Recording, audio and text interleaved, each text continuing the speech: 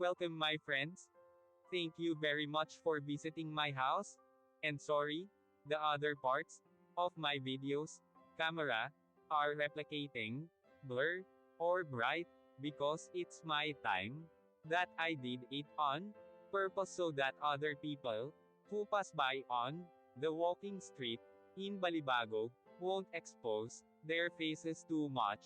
I hope you're kindly understanding my video. Now, sit and listen the history of the walking street, and I will also show you what is happened inside the walking street. If you have been here, please watching the beautiful sight at the walking street Fields Avenue, Balibago, Angeles City.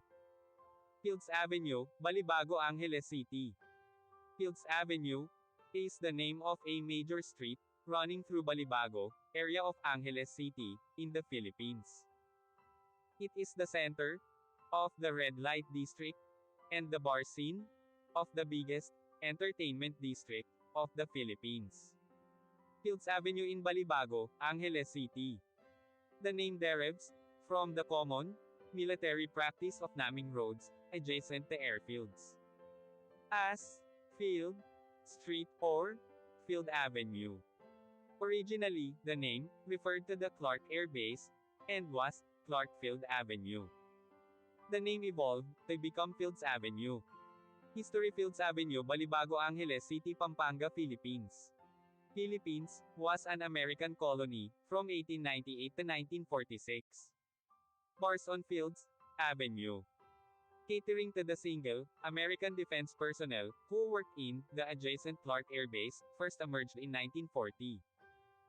During 1940s and 50s, there were only 3 such bars just outside the main gate of the airbase. By early 1960s, the Fields Avenue developed as a street lined with several bars. From November 1955 to April 1975, America fought Vietnam War. As the number of American troops in this war grew, more and more forces were deployed at Clark Air Base or routed through it. This led to a pro-life ration of bars, live bands, and prostitution, the latter mostly by young Filipino women, most of them either teenagers or 18 hanggang 55 years old. By the 1970s, there were more than 150 bars and prostitution joints along Fields Avenue. This led to a mushrooming of related, ancillary industries in the vicinity, namely music bands, hotels, doctors, hairdressers, and money exchange transfer services. In its heyday, Fields Avenue provided direct or direct employment to nearly 20,000 Filipinos, including plumbers, electricians, and security guards. In the 1980s, though the American presence remained steady, the bars and prostitution shops continued to proliferate. Many bars and prostitution dens were owned by Americans, as well as local politicians, thus leading to a nexus between the locals, politicians, and American military and ex-military personnel. With the withdrawal of American Defense Forces from Clark in 1993, many of these establishments changed hands, but continued to do business. As Clark was turned into a Special Economic Zone, SEZ, these bars and prostitution joints changed their clientele to suit their new customers, Japanese and Korean businessmen. Restaurants serving food from these countries began to appear, and signboards in these languages were put up. The period from 2000 hanggang 2010 saw further expansion of these joints, as the area was relabeled as an entertainment district. While prostitution was officially banned, girls working here were simply redesignated as guest relations officers (GRO), and prostitution continued in practice.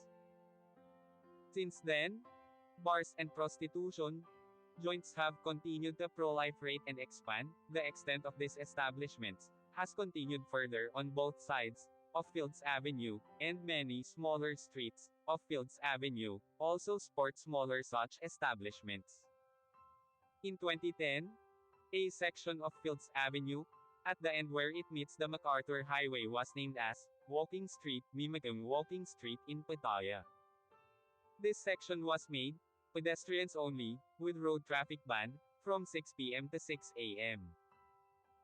People arriving by air either take a taxi, direct to hotel, or a jeepney, to Main Gate Jeepney Terminal, located between the North SM Mall, Fields Avenue to South, and Bayanihan Park to East.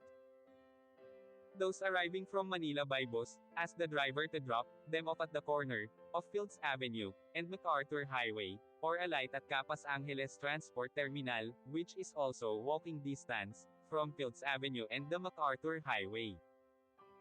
The presence of family-oriented activities on the other side of Fields Avenue, namely shopping malls, as well as activity centers in Clark Air Base, has led to a neat separation between the two. Fields Avenue tends to cater more to single foreigner men. And sometimes women too, with at least 5 bars, featuring gigolos and gays, while the rest of Clark caters to family-based entertainment. Fields Avenue remains among the safest streets in the region, with restaurants and hotels. Fields Avenue has the largest density of hotels in Philippines, catering to all budgets, from a large number of 2-star and 3-star hotels, right up to a select few luxurious 5-star hotels. Many of the bars and hotels in Fields Avenue have restaurants attached. Fields Avenue has among the largest variety of restaurants in Philippines, with cuisines ranging from European, continental, Japanese, Korean, Australian and a select few restaurants, serving Indian, Arabic, and Filipino food. Restaurants tend to have long opening hours, most of them open late and close late, up to 4 a.m., though a reasonably number of them open early, around 7 a.m. A few restaurants are open 24 hours. Most Filipino and international fast food chains including McDonald's, KFC, and Jollibee have at least one branch along or near Fields Avenue. 24 Hours Police Station is located in the center of Fields Avenue. Thank you so much. See you my next video.